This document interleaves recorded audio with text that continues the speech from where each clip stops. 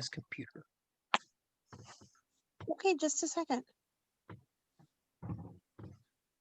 All right, this is a live event and it is being recorded. Please note that by participating, you are agreeing to be recorded and granting permission to have video posted to SEA social media channels.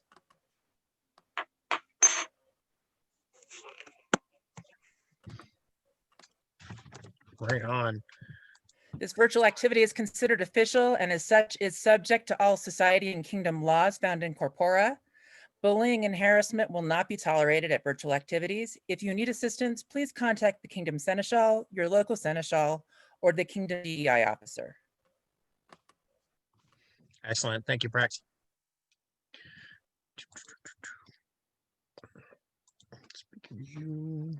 Okay, so welcome everybody to this little impromptu class that we're doing. Miss Maestra Magdalena and I have talked for some time about doing some work together for just some little tips and tricks on some things that have made our lives easier in the sewing and costuming arena.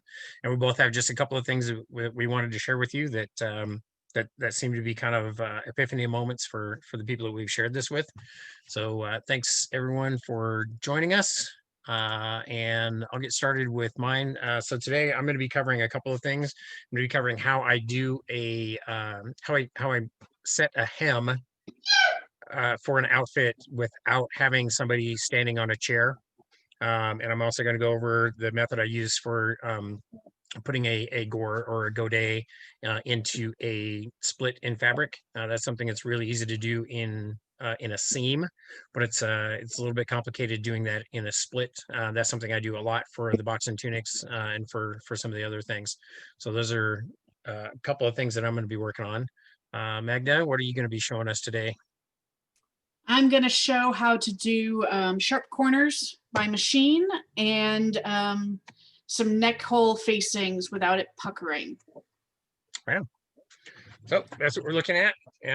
So I'm going to start with the one I have on how to set a hem.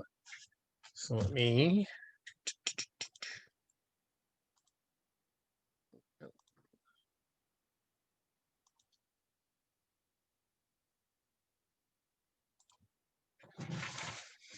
All right. So I should have brought up the example I have there. So I didn't have time to put together a whole outfit to actually do a hem on. So you're going to have to bear with me and use your imagination a little bit here. But basically what we've done is got this outfit here with the neck hole at the top, which is going to be very similar to. So this is one of my previous boxtons that I use this method for. So got the hem up there, or got the neckline up here, and the hem down here where you can't see it. So that's kind of what we're looking at. Just doing a smaller version of it on here, so you can just kind of give an example and get an idea about how this process works. Typically, the way people set a hem is you'll have somebody stand on a chair, and then you'll pin the hem at the bottom where it hits the floor, or hits the ankle, or however long you want to do that. That generally requires having somebody, well, whoever's wearing it, present to stand on the chair, and it's really time consuming, and quite frankly is not necessarily better than this method. This is something that I got originally from Mistress Goulinet up in Antier. When she showed it to me, it was just brilliant. So I wanted to share. So imagine, if you will, this is the front of our tunic. This will be the neck hole there. We've got the back side of the tunic as well. So we just basically laid out flat to begin with. You would have the sleeves coming out the sides, obviously. So basically what you're going to do is you're going to take it and you're going to fold it in half this way. I'll make sure you can actually see the bottom of it. Okay, so you're folding in half. The sleeves would be out that way. Let me see if I can. I'll throw this other one up here too, so you can kind of get an idea. And so it's also important when you're doing this that we are laying out the front of the tunic and folding it over this way, as opposed to laying out the back of the tunic and folding it over that way. It changes the fold that you have in the skirt. So I always do that. I always lay it out with the front side up and fold it over.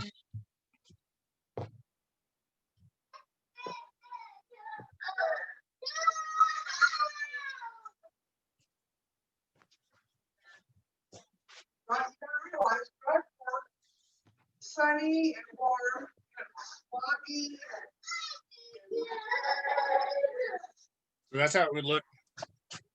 Sorry. That's how it would look if I was laying it out there. Okay. And then as you guys got older, we have that. So what we're gonna do is essentially we're trying to make sure that the length to the hem is the same distance from one central point.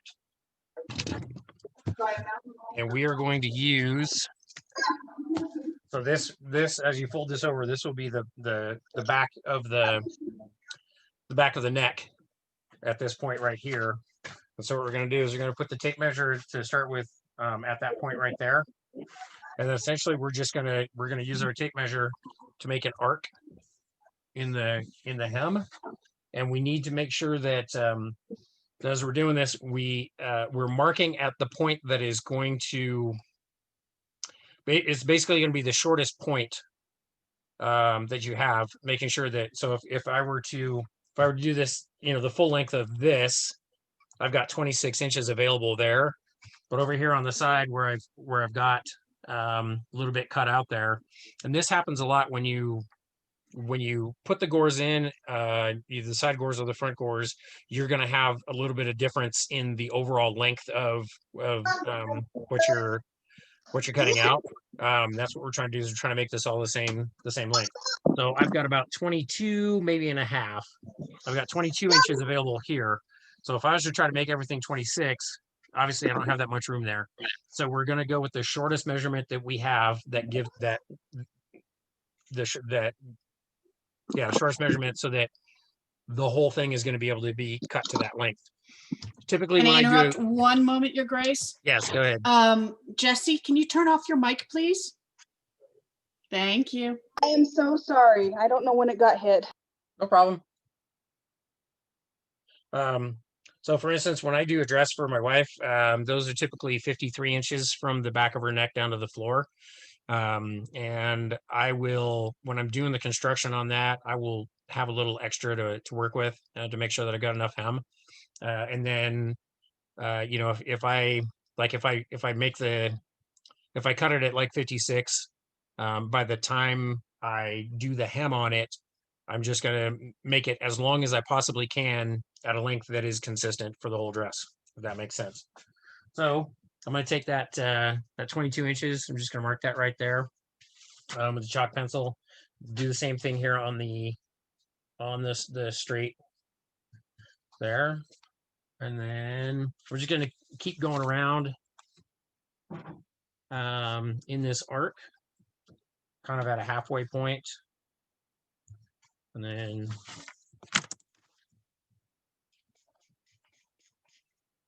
again, halfway between there. But you're right. Probably only the girls read.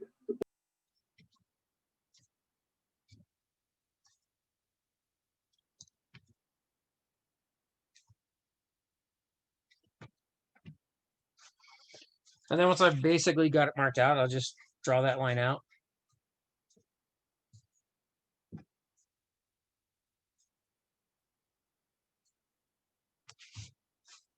And then once I've got that line on, just go ahead and cut it out.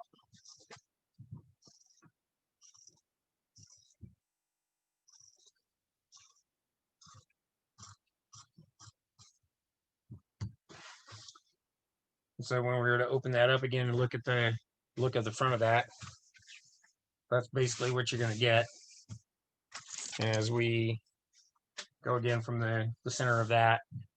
we've got the same distance from the back of the neck, from the center of the outfit. We've got the same distance on the hem all the way around it. And, you know, while it may look maybe kind of, I mean, because it cuts in a semicircle. And so these points are obviously higher out on the sides. But if you look at,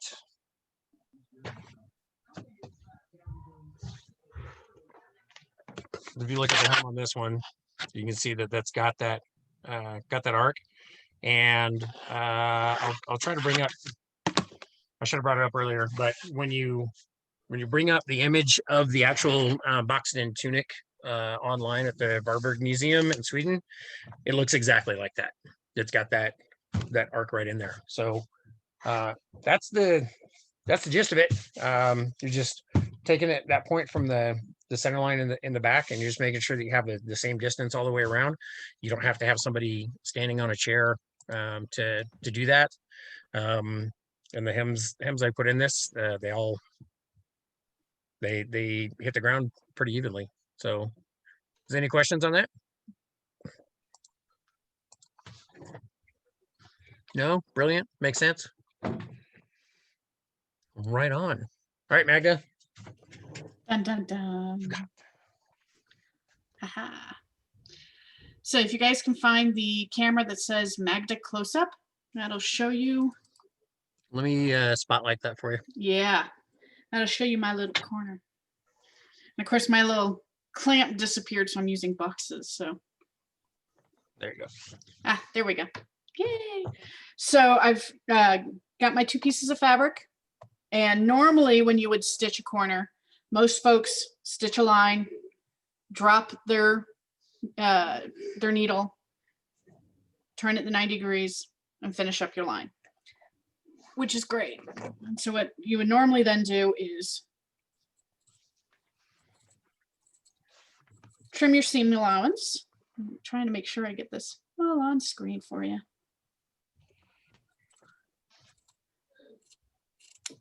And you want to clip across that corner as close to the thread as you can without actually snipping that thread, just to reduce that bulk. And you want to use a tool. You would also want to press out your seam allowances ideally, but I don't have my iron here, and I wanted to make sure you guys could see what's going on. So what I would do is use, I use tweezers. Forceps are fabulous for this, but you would push that corner through, flip it. I'm going to finger press this, and as you can see on that, normally without a lot of work and a lot of ironing, your corner ends up rounded. And you can normally kind of wiggle it out and get close, but it tends to always keep rounded. So here's my secret. This one, I've stitched my line, and right at that pivot point, instead of just turning, I do 1 stitch at a 45-degree angle across that point, and then continue. So that way, when you trim,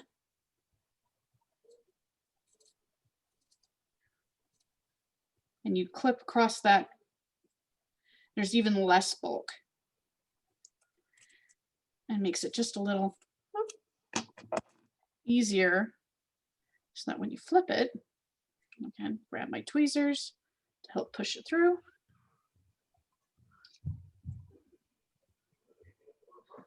And even though it's not going to be perfect because I haven't ironed everything, but you can already see that that point is a lot sharper. Then that one. But with some ironing, that'll come to a nice point. And so that is my secret, is that one, and it's just 1 stitch. If you've got thicker fabric, you want to do a couple just to help ease that bulk, but it works every time. Any questions on that one? I have yet to try it, and I'm gonna do it here on screen. The theory should be sound, where if you're doing like the edges of a bodice, it should work the other way too. I normally don't do this because I cover everything with trim, and so you couldn't tell if it was a point or not anyway. But let's try it. And this one I'm going to clip into that corner instead of just straight across. And then you flip it. Oh, oh yeah. Okay, yeah. That works. Haha. My theory is sound. Now I've had an aha moment on screen. Where that's a nice 90 degree. And then you just iron it and you're good to go. Hey, mistress, can I add a little thing to this? Yes, Kind please. of goes with this. So for those people that are making, for lack of a better word, the bog tunic with decorative facings with keyhole necklines and things like that, this is absolutely the best way to do it. So your corner point in your keyhole comes out pretty and perfect, just like the good mistress just showed you. But yeah, that's my little secret, is that 45-degree stitch. If it's thin fabric, it's 1 stitch. If you've got thicker, like wool, you want to do like 2, maybe 3. And the thicker it is, the more you're going to have to, cut that 45-degree. But this is why we also do test pieces, to figure out exactly what that sweet spot is. But again, most of my linen stuff and silks and stuff, it's just 1 little stitch. And that's all it takes to turn that little corner. Any other questions, points of clarification, or things to add? Plus, I love with linen, I can do a little tool ironing there. There we go. Yeah. Little finger press. Okay, that's my short and sweet aha moment.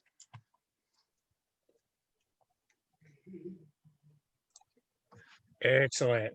Good stuff. Thank you.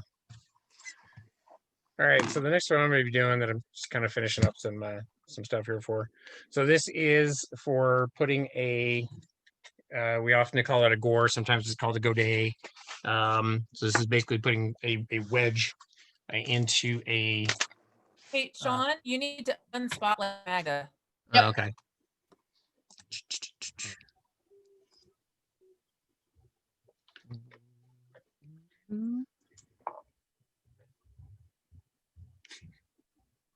I don't want to remove spotlight. No, I don't want to remove you. Oh.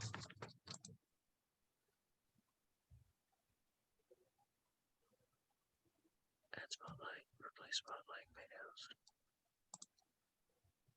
Okay, that'll work. I think. Oh, no, I need to do the other one. Hang on. You think I know how to do this? All right. Well, I'm going to be sharing my camera here anyway, so I don't need spotlight nobody. All right. There you go. Okay, so what we're talking about with this gore and or godet is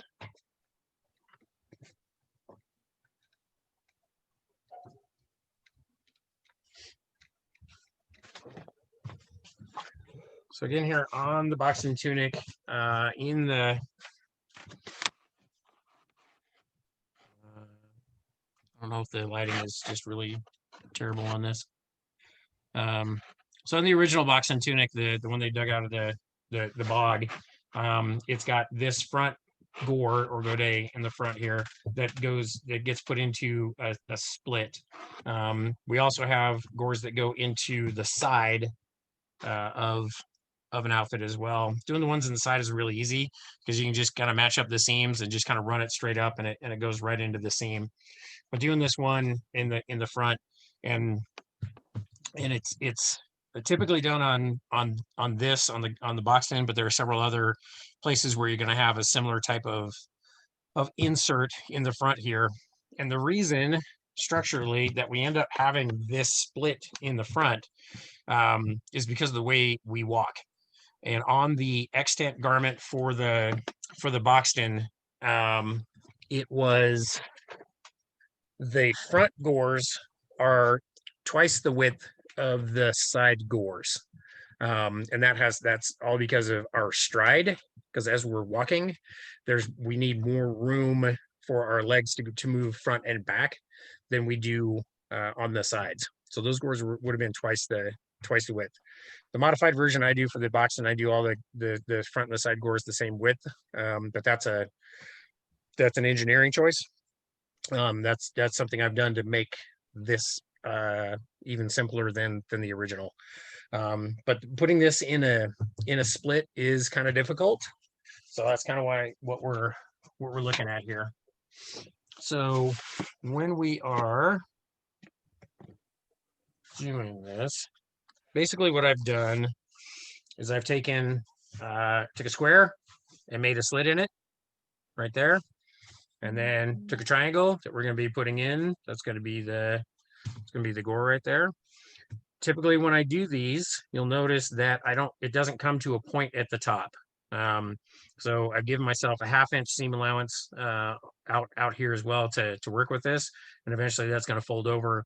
We fold that under to do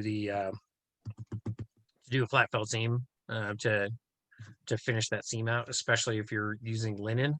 You don't necessarily have to do that with most wool, but you definitely have to finish your seams with linen. You have to finish that somehow, or it just runs right out. And the reason that I've got just this, a square with a slit and a triangle, this is the hard part of doing these, because once you get about 2 to 3 inches into this, then it's just a straight line, and really you can do that on a machine for the rest of it.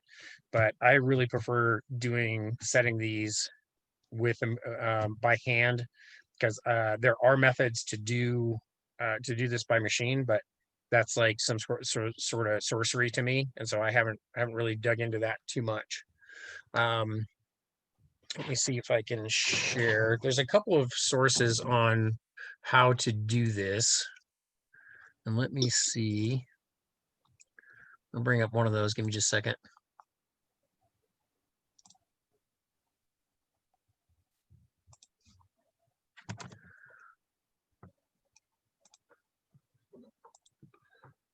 So one of the primary source that I use for this on how to do the share the Godet is this is a site called Lacote Simple. You can see here it's cotesimple.com. This under tutorials, Godet for the slit and fabric. So this has a really good example. Again, it's just that square with a slit in it, and then the triangle. And you're going to see the way we line this up. If you see this black line right here, right, that is that's where the line for the under fabric is going to be. You're laying this on top, and that's kind of what I've got drawn on these pieces here. And you're going to notice too that that one of the lines that you're stitching to is going to be tapered, so that the body portion of it, not the gore portion of it, that part is going to be kind of tapered, where it's going to be coming to a fine point right above the point, and then you're going to be sewing it out to get your 1/2 inch seam allowance from there. But at the very top here, it's going to be like maybe a 1/4 inch in there. So don't feel like you have to have a full 1/2 inch of seam allowance on all of this, because it just doesn't work that way. So that's it's kind of how she's doing it. This is a really good example of how to do it. There is also a book that I got at the recommendation of my good friend and agitator, Duchess Cortland. It's called I'll bring that up for you.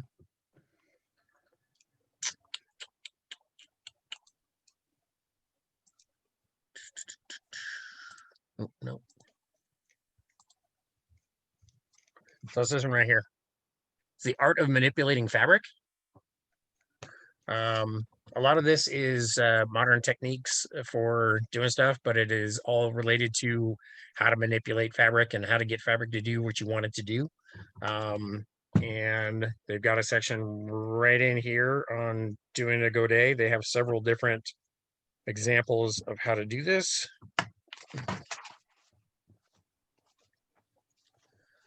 You got this right here. You got your wedge and your split. One of the things that they do that I find really interesting is at the top here, you're gonna see that they actually have a full square at the top of that to sew that in.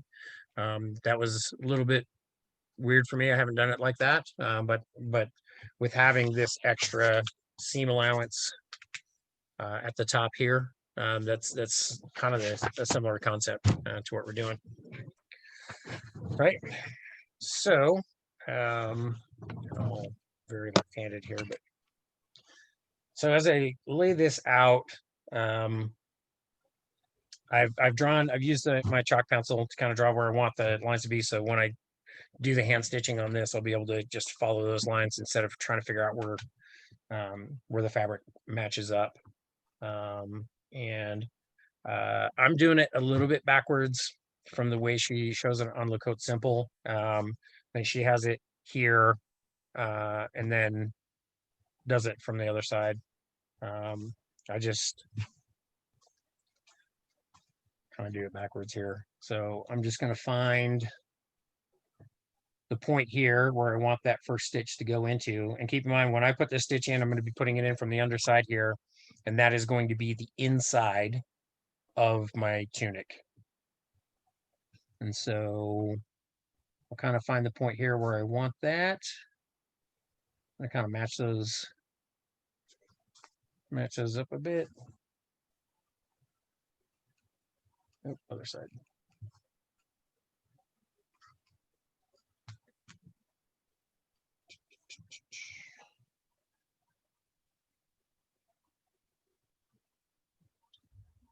There we go. And then I'm just going to start that first stitch right through the top of that.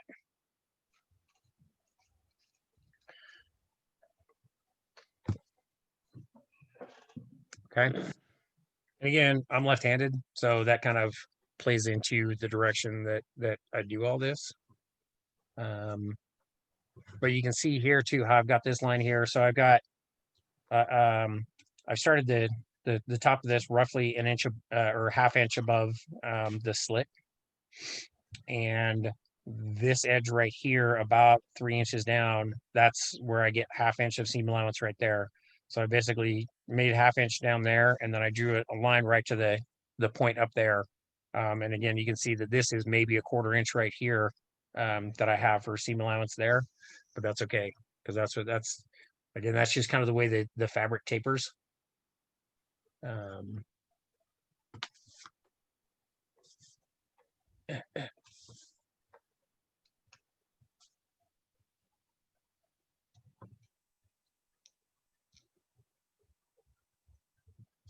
And for this top part, you can do whatever hand sewing stitch you're comfortable with. I prefer using a back stitch. That's a engineering choice that I use. The running stitch is a bit more period for this, but I like the back stitch because I think it's a more secure stitch. It leaves a better looking seam on the outside, but that's just me. So basically whatever stitch you want to do, you just want to get just enough of this. And we're going to do, I don't know, maybe 2 inches. Maybe. Because we just want to have it secure enough to be able to flip it inside out. So I'm just going to go do one more stitch here.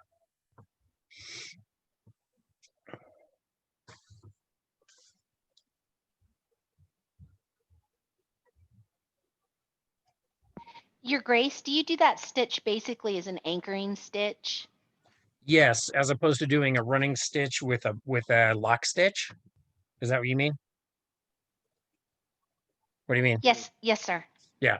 So I like one of the reasons I like the back stitch as opposed to the running stitch is when I do a running stitch, to me the seam appears to have kind of a bacon ripple effect to it, which I think most people can't really tell. You'd have to look pretty close at the seam to see where that's at. but I think the back stitch just gives you a cleaner line on the outside. Does that make sense?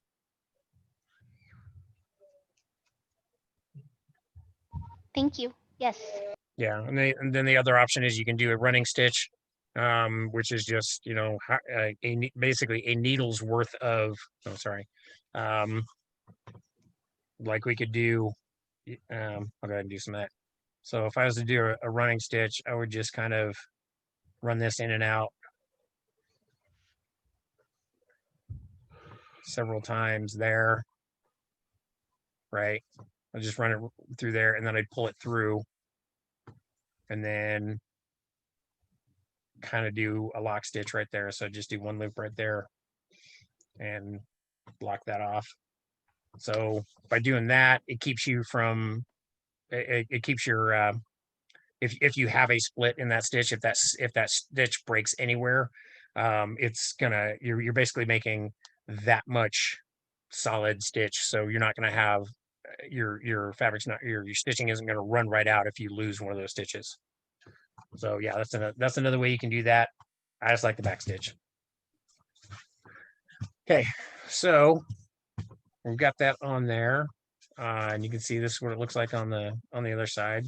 So now we're going to flip this inside out.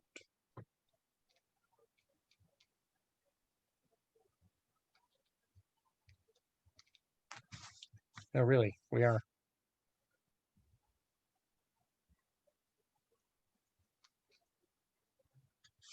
Okay. So we're going to have that there. So now on the other side. Could you pull it a little closer to you so that we can see it? There it Up is. there? Yep, Okay. now it's in screen. All right. So this point here needs to come inside, right? And now with this being in here, I'm going to go ahead and put a pin on this so I can manipulate it a little bit better. Ouch.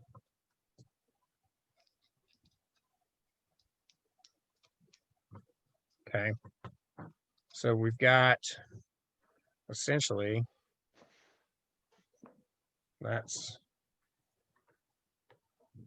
going to be the outside. And we've got this bit here that we're going to use for closing the stitch later, for closing it up. And you can see again how we've got really thin margin right there for putting the stitch in for that seam allowance at on the outside there.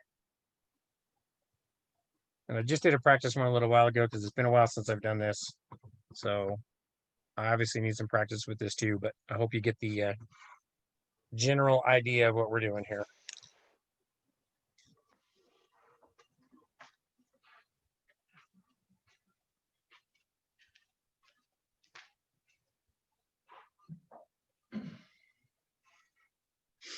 Okay.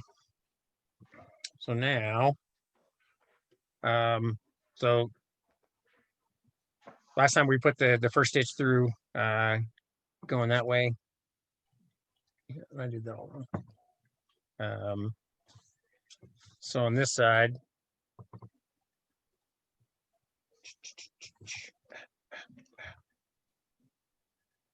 you can see that this can be kind of a bitch.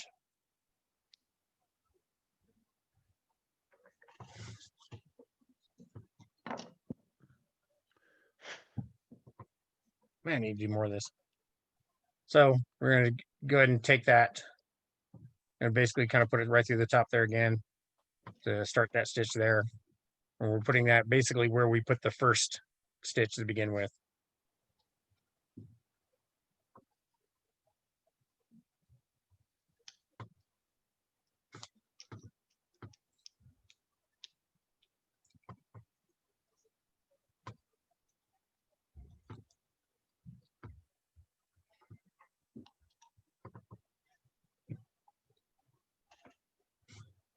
So the big thing with showing you guys how to do this is my recommendation is before you try to put one of these into a tunic or an outfit, get yourself a bunch of squares and cut a slit in that square get yourself a bunch of triangles, and just go through and put that, set that the point of that triangle in that slit, and do that as many times as you need to. I mean, just plan on screwing that up as many times as you need to figure out how you do it. Like I said, I'm not as practiced at this as I really should be to be doing this right now, and it's been a while because of the Rona years, maybe. But when I get to having to do this again, if I need to, if I'm not really comfortable with how it's going to look, I will definitely make a bunch of squares, make a bunch of triangles, and push those through.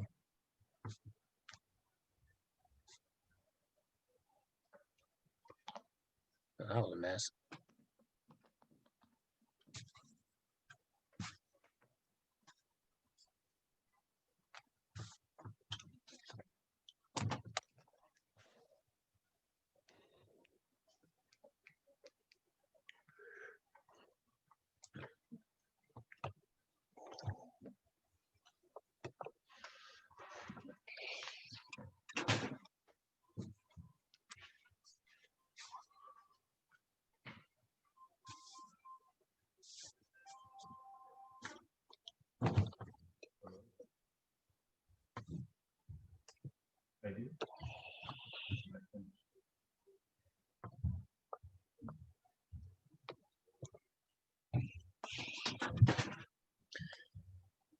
And of course, I did contrasting fabric and contrasting thread on this, so you can kind of get an idea about where those stitches go.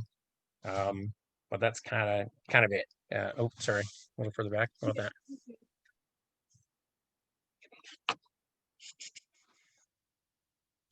So that's the basics of it. Again, this looks kind of shoddy because I'm definitely out of practice. But yeah, just make yourself some. I mean, this is like maybe 6x4 inch square in a triangle. So make yourself some triangles, make yourself some squares, cut slits in it, and just put them in there. It doesn't take long to figure it out. And like I said, there's the tutorial on the Code Simple. There's the book here, give you some ideas about how to do it. And I'm always available if somebody's got questions on how to do that. So any questions? It's sorcery every time I see it. Hopefully, and next time it'll be better looking sorcery. All righty. Magda, you're next. Dun, dun, dun. All right, let's You get want me to the other one. spotlight your phone again? Yes, please. So I made a mini tunic. Oh, it's a mini tunic because we've all been there. And a tunic is a great example of when we've cut out the neckline and when we want to add facing. And the minute we start to pin it, it completely bends out of shape and it never lays right. And when you stitch it, it never lays right. And you have to iron it tons and there's cursing and all kinds of nastiness happens. Well, here is the trick so that you don't have to worry about that part. Again, I'm going to try showing because it's linen, it'll show that because when you're trying to pin it out without fail, it goes a little cockeyed every time. So the secret is when you have your cute little tunic, before you cut out your neckline, you open that bad boy up. You take your facing fabric, which I'm using a contrasting just to show you, and you would lay that down, draw your neckline, have it all lined up, and then you would stitch it. And then when you go in, of course, these are the worst scissors for this, but you would go in and you would cut out your neckline then.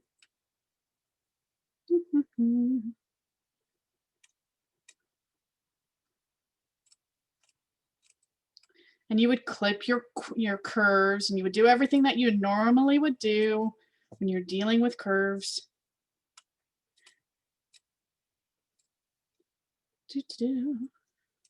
So I try to cut out the middle here. But we'd go through and we we do some clipping so that it'll lay nicer, right? I'm not going to go through all that steps because you guys know that part. But when you magically take your fabric and flip it through, and then iron it, of course, because as much as we all, you know, ironing can be the bane of sewing, it does help. But when you flip it through, it is in absolutely, of course, I really should have clipped my edges,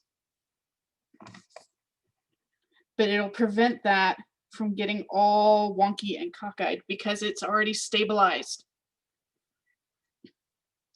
And if it stretches in any direction, they're going to both stretch in the same way. So you're not trying to chase your corners anymore.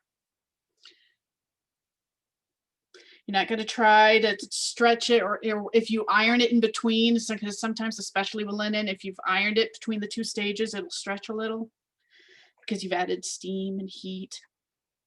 This would prevent that. So that's what you would do. Now, the fun thing is if you do right side to right side, you're facing, when you fold it under, will go inside your tunic, your dress, whatever you're doing. If you do wrong side and right side with your facing fabric, I know that's totally confusing. So you would take your facing fabric, and if this is the outside of my tunic and I put it right side behind, and then stitch and flip outward, you can then have a really cool contrasting fabric showing on the outside with your fabric. And you can do that as a diamond, you can do that as whatever, but it's an easy way to add that contrast, and it works. Also, I love my cute little mini keyhole. This time I'm going to clip my corners better and my curves better, because it's a lot of bulk.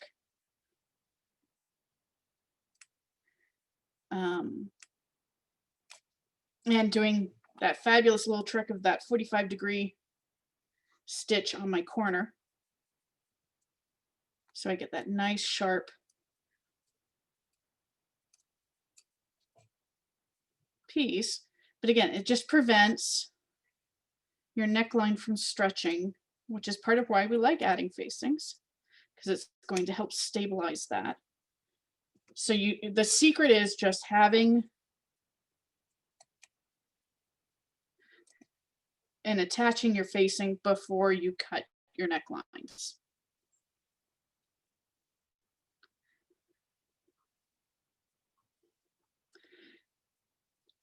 Yes, this is the secret. I tend to actually make people do blood oaths when they see this one for the first time, and they kind of have that aha moment, because it's my fun little trick. You're a little bit. And it's just, am I out? I'm out. Okay. Better? Better. Just trying to get to a point where I can see where I'm doing so I don't cut through my stitching.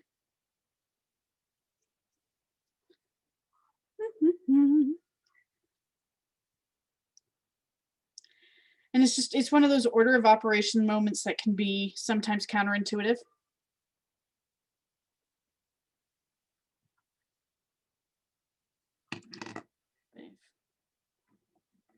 Since I'm going to make this a true facing this time, I'm going to cut away some of the bulk from the outer edge.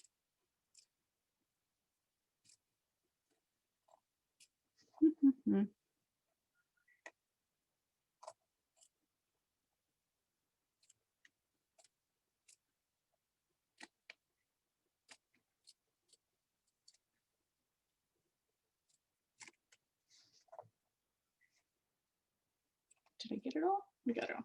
There we go. And again, so when you, of course I cut too much. Oh, of course I did.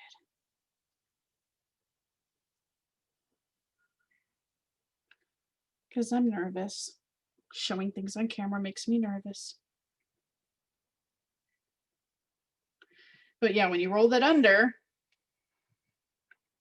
and when you would press it, as a solid, clean line.